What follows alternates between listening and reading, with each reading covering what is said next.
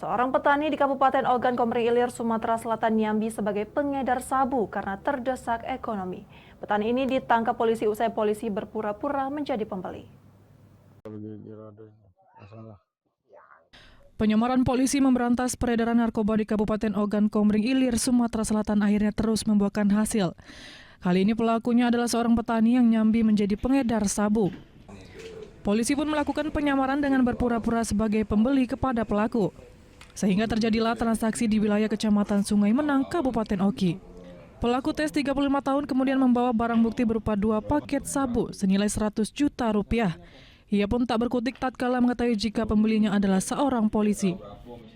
Di hadapan petugas, pelaku pun mengakui perbuatannya dan nekat menjadi pengedar sabu karena terdesak masalah ekonomi. Tes mendapatkan upah 1 juta rupiah setiap kali transaksi. Jadi berawal dari informasi masyarakat bahwa di seputaran Desa Sungai Menang itu sering terjadi transaksi jual beli narkotika. Kemudian kami diperintahkan untuk melakukan penyamaran, melakukan penyelidikan di seputaran lokasi tersebut.